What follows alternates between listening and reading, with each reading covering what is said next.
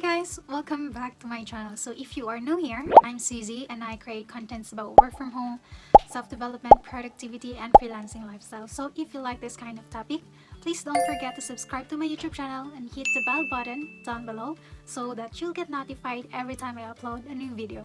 So in this video, I'm going to share with you what are the tools and applications that I'm using to effectively communicate with my clients and my team. So, ang mangyayari, I will just have a quick run through sa application para naman may idea kayo anong nasa loob ng application and paano siya gamitan, but it's not in-depth. If you want an in-depth tutorial, then just please leave a comment down below so that I can create that for you. But for now, parang a quick run through lang siya. So, yeah, let's dive in. So, the first thing that I'm going to share with you is the project management tool. Itong application na to, it's very useful, especially if marami kang task sa isang client. Like for example, in that particular client, may social media management ka, ikaw din nag-handle ng website niya, at ikaw din nag-handle ng email marketing niya.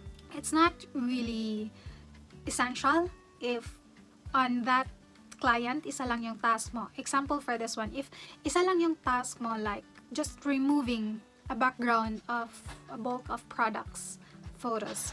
Hindi na siya necessary na mag-project management tool pa kayo kung yan lang naman yung kailangan mong gawin sa work mo. So, I hope you get that. Again, it's not necessary to use a project management tool if isa lang yung task mo. But if marami na, so I think you might really need to get a project management tool to keep track the deadline and who is assigned to do that task. Good thing, I already have an in-depth tutorial about Trello and Asana, two project management tools na mostly ginagamit ng mga entrepreneurs and other VAs and other work from home people. So the second thing that I'm going to share with you is Slack. Basically, Slack is just the same with Skype. Instant messaging app din siya, pero yung kaibahan nila is may channels yung Slack. Dito kami always nagko-communicate with my team and with my clients. But sometimes yung pang-gig lang ng mga clients, sa Skype kami or sa WhatsApp or Line. Kung saan ang preferred ng client, doon ako. But if yung work ko is more on project management and if my work is parang marami akong handle sa trabaho, I would really suggest to my client to use Slack instead of Skype kasi doon sa Slack may channel siya. So, I will share my screen to you so that you can see anong itsura ng Slack and anong kaibahan nila sa Skype. Check this out. So, you are currently seeing my screen right now and kung wala pa kayong account sa Slack, you can go to slack.com and then just click the button here at the top, Get Started with Slack.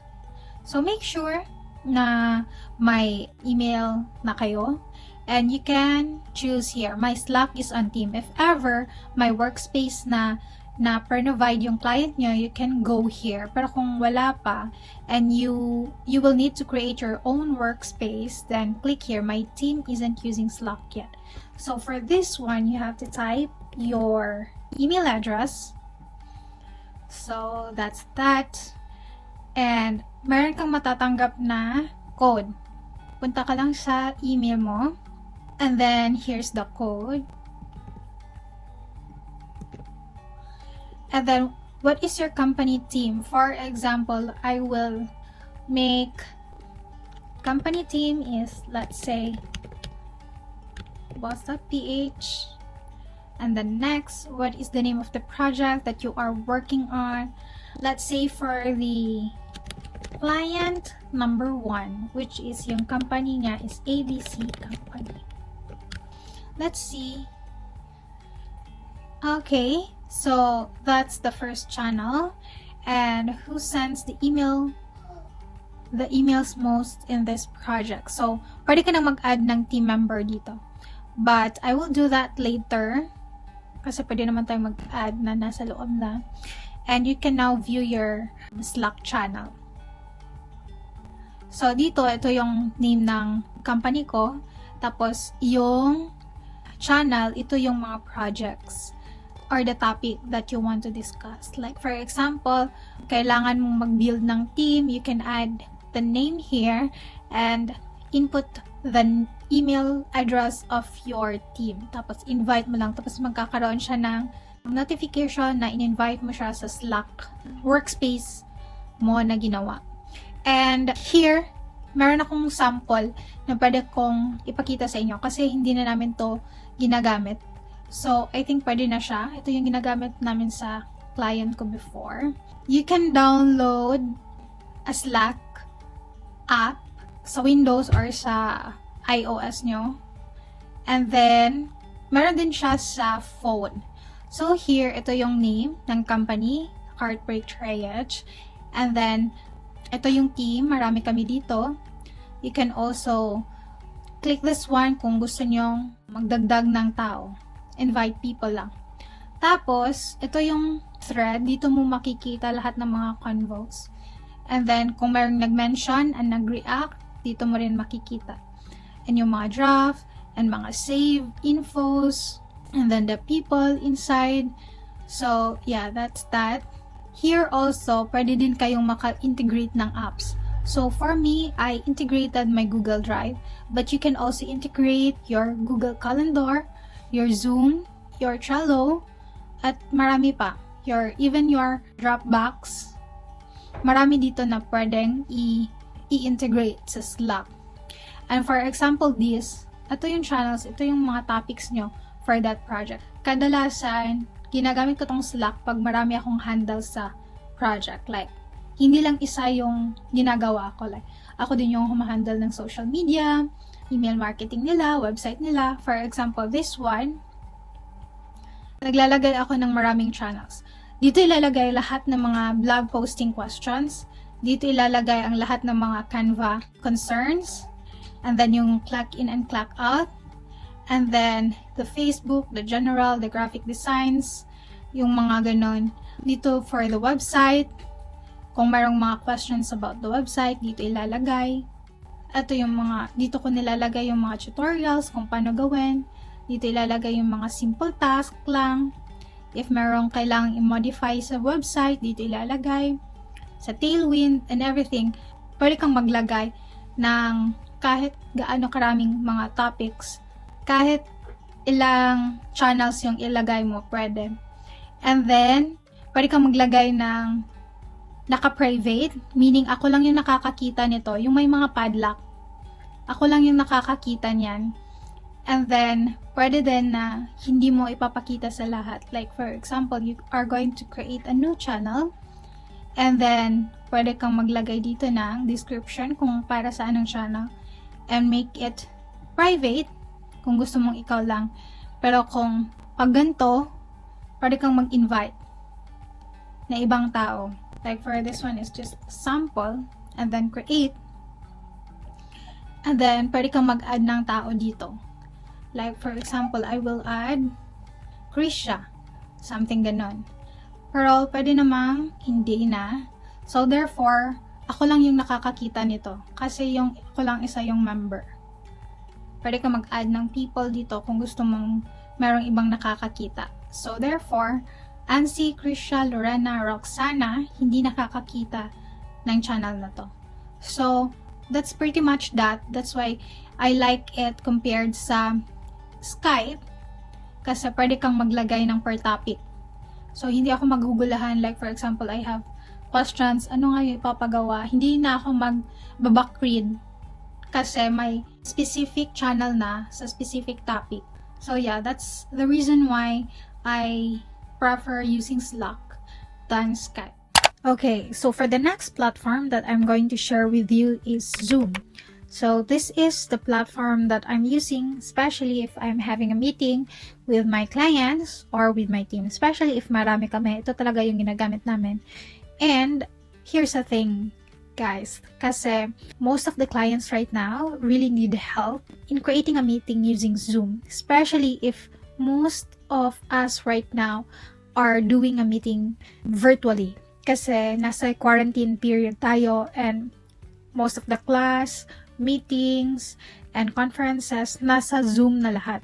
I would highly recommend that you also put this one on your resume and your CV na marunong kayong gumamit ng Zoom and to create a meeting and etc. para malaman nila na you can help them in creating a meeting for them. Para, this is just a very simple task, but sometimes if marami nang gagawin yung mga CEO on mga directors, they will really need your help to do this one for them. So yeah, that's what I'm going to share with you now. And as you can see, I'm here in zoom.us na website. And if naka-sign up na kayo, you can just go hit sign in. Pero kung hindi pa, just hit sign up. It's free. And I would highly recommend that you have a Google account so that you can just click sign in with Google. But I'm not doing that anymore because naka-sign up na ako. I will just go to sign in and then sign in with Google.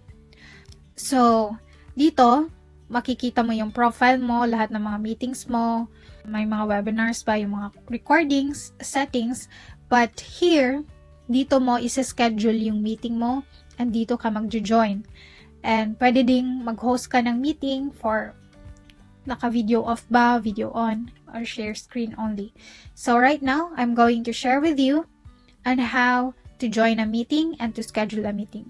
If ever, mag-join ka ng meeting, pwede mo siyang i-click lang sa link na binigay nila, or you can just manually join a meeting and put the meeting ID here, or the personal link name. But most likely, magsisend lang yan sila ng link and you will just have to click it. That's how easy it is. Next, you have to schedule a meeting.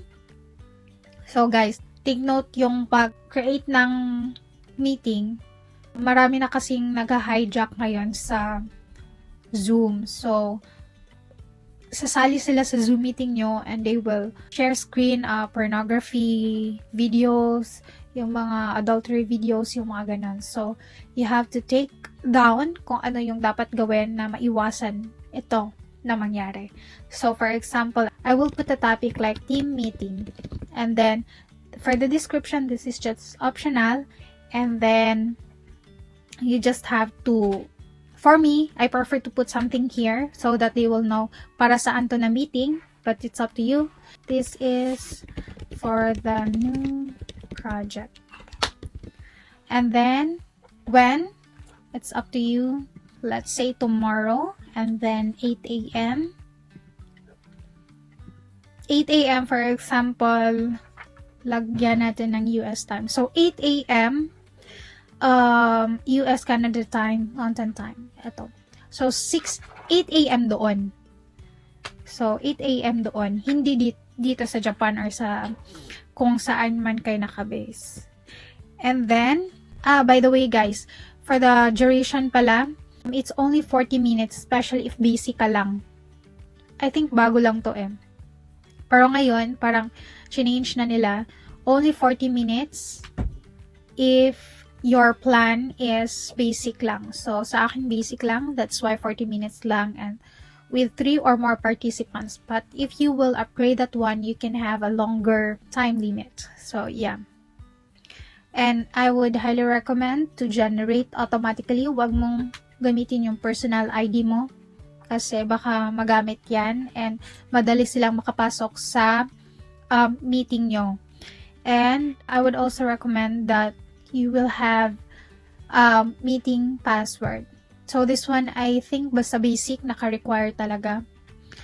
And then you can change your meeting password here. And then it's up to you kung ano yung meeting password na gagamitin nyo. This one, you have to turn it on kung gusto mo ng video. So, for the host, ikaw yung host kung sino yung gumawa or nag-create ng meeting. For the participants, sila yung mga in-invite mo to join the meeting. And then for the audio, you can do both. And here, sa meeting options, you can enable this one. Ito, mostly ito yung ginagawa ko. Yan lang. Pero it's up to you if you need or if you want to enable the waiting room, and it's okay for you that the participants can log in first before you, the host. Okay, and just click save. What I like about it is you can put it on your calendar, or on your Yahoo calendar, on your Outlook, and on your Google calendar. So what I like to do is to put it on my Google calendar. And then allow.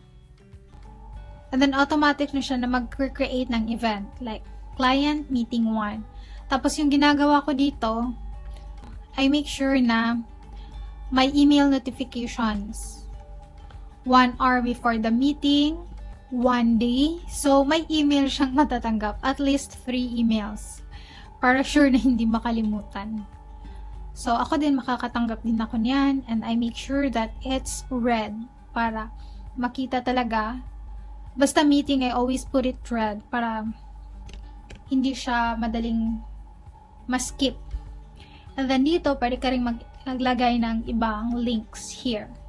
Or mga ibang notes para sa i-guest mo. Dito, ilalagay mo yung guest. For example, I'm going to invite my other account. And then, I will just click save. And then, of course, send para makita din niya. So, let's see. It's Friday. So, eto. Client meeting 1. So, pag in-accept na niya, may check na din dito yung isang account. So, yeah, that's pretty much it. And kung mag-join kayo ng meeting or mag-start na yung meeting nyo, don't forget to download the app Zoom.us. Ito yung icon. And pwede din kayong maka-download niyan sa mobile. And then, for example, this one, I'm going to start it. Click nyo lang yung start. And then, like for this one, join with audio, of course. And then, pwede nyong i-turn on yung video nyo here. And that's it. Wow! But, I changed it yung virtual kasi napakalat dito. So, pwede kayong mag-change ng background dito. Kasi nag-download na ako. You can go to Google or you can go to Canva. You can type there Zoom virtual background. So, maraming for free. Ito, dinownload ko lang tapos in-export ko siya. Meron din, pwede din ito. Para kung mag-meeting ka, for sure, mas nice kung parang meeting ambience din yung background mo. Here. And then, yeah, that's it. And you can also see the chats here, the virtual background settings, the recording. So, yeah, that's pretty much it. And then, as you can also see, it's also recording since I put there na magre-record siya, diba? Automatic siya magre-record. So, yeah, that's pretty much for Zoom. And the next thing is Loom. So, that's also the software that I'm currently using right now when I'm recording my screen record for YouTube. That's also the one I'm using every time I create a quick tutorials for my team na itong gagawin.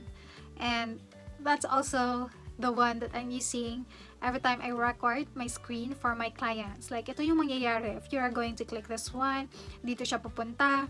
If I'm going to, yung mga ganun, the flow of the website, the flow of the email, yung mga ganun, mostly yan yung mga hinahandle ko.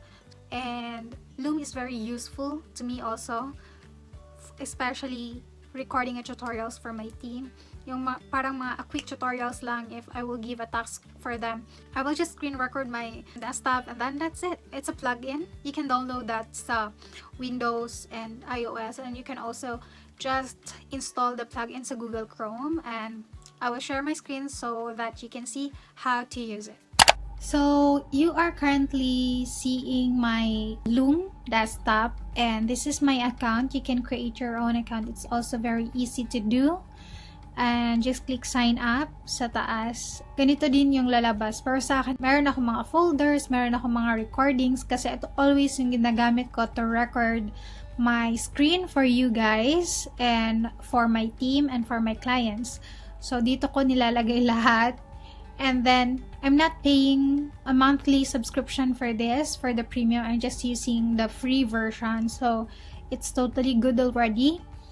And yeah, dito pwede kang mag-create ng new video. Dito pwede kang mag-create ng new folder. The same sa training tutorials and client task tutorials, yung mga ganon. Kailangan nyo ding mag-download ng app na Loom. Ito sa itaas yung icon, and then pwede ding plug in lang for the Google browser. Loom for Chrome. I prefer using this Loom na naka-install talaga sa laptop ko compare dito sa naka-install lang sa Google Chrome ko, kasi sometimes nag-error siya. And something like this one, pwede siyang screen with my camera here, as you can see that. And pwede nyo ding lakihan yung face nyo, like for example this one, and may mas malaki pa. And pwede nyong tanggalin din if you don't like it. Pwede nyong ibalik if you like it. So ito yung camera gamitin natin. And yeah, it's pretty easy to use. And you can also record na screen lang. Kung screen lang, may icon siya dito, yung photo na nilagay mo. You can also change the photo if you like. And then, pwede siyang makarecord ng full desktop. Pwede din yung current tab lang. And then, pwede din na camera only. So, kung nakaset up na siya, na okay, you can click start recording. So, yeah, that's pretty much that for Loom. The last but not the least, light shot. It's very, I cannot emphasize kung gaano siya ka-useful to me. It's just a screen capture. It's pretty much like just a screenshot na pwede akong makapag-drawing doon. Pwede akong makalagay ng text. And it's very useful every time I will screenshot an output and I will send it to my client or to my team. So, in this way, mas nagigets nila yung screenshot ko. Like, I will put an arrow or I will put a box para makita nila na yun yung pinupunto ko or yun yung gusto kong makita nila. Yung ganon. So, it's very useful. Even just sending it to my friend kung meron akong gustong tingnan niya. And, yeah.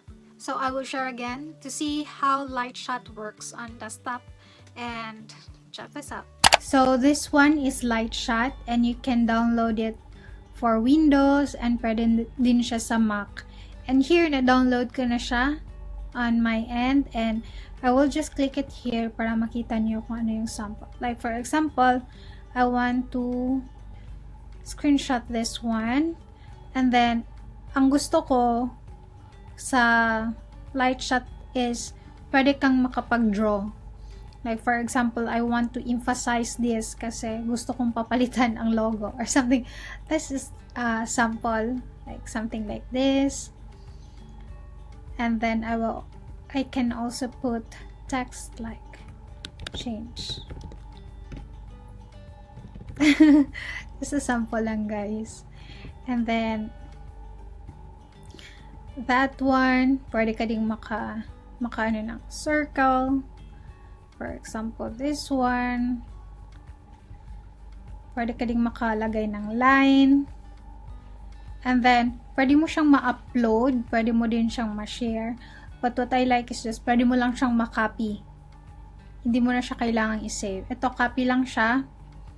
Tapos, pwede ko siyang i-copy sa, for example, Google Drive. And, I'll paste it here sa Google Doc. Pwede mo na siyang ma-paste there without any saving it sa laptop mo. And you can put a title like revisions. Something like that. And yeah, that's that. And pwede ding i-save mo siya if you really need to save it. Like for this one, tapos click mo lang tong disk, and then pwede mo na siyang ma-save. So, just really pretty easy to use and it's good when you are working with a client na kailangan niya ng mga visual representation para mag-gets niya yung mga explanations mo. So yeah, that's that. And this is just a bonus. Hindi talaga siya necessary. Pero I think it would be good, especially if you want to screen capture all the website page.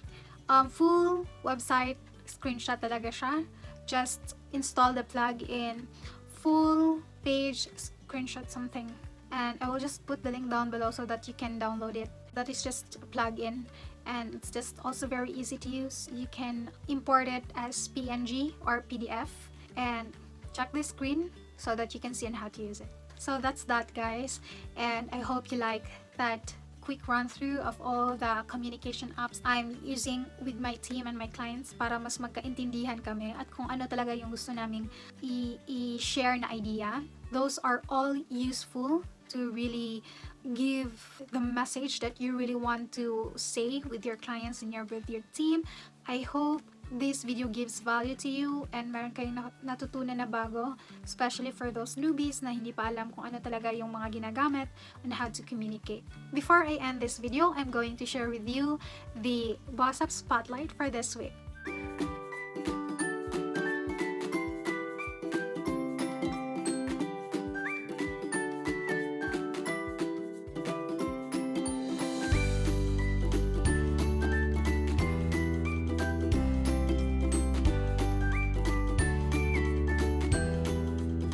And here, you can see the full page screen capture na ginagamit ko. As you can see, remove from Chrome na yung nakalagay kasi naka-install na siya dito. So, ang purpose niya is to screenshot the whole page. Like, something this one, ito yung makikita mo pag i-click mo siya. Tapos, ito yung mangyayari. Bale, whole page talaga yung ma-screenshot niya. And then, pwede mo siyang ma-save as PDF or PNG. Tapos, yun. Easier to siya na gamitin. Especially if yung gusto mong i-screenshot is mahaba. Hindi siya kaya ng isang whole screen. Like for example, this one, gusto ko lahat ito siya naka-screenshot. So, hindi ko siya pwedeng ma-screenshot right using the light shot. Kasi kung light shot, ito lang yung makikita. Ito lang yung screen na makikita. But if I'm going to use the full screen, like this, ito yung makikita mo. So, lahat ng nasa loob ng card makikita. So, that's the purpose of full page screen capture. So, hindi kasi yan kayang magawa ni Lightshot. So, it would be good if you need to screenshot the whole page, just use full page screen capture para ma-send mo sa client. So yeah, that's that for today. Hope you like it, guys. If you want to be featured in our Boss Up Spotlight, just join our Facebook group, I'm Ready to Boss Up by BritxSui. And also don't forget to follow me on my IG account at BritxSui. And yeah, hope to see you guys on my next one. Bye!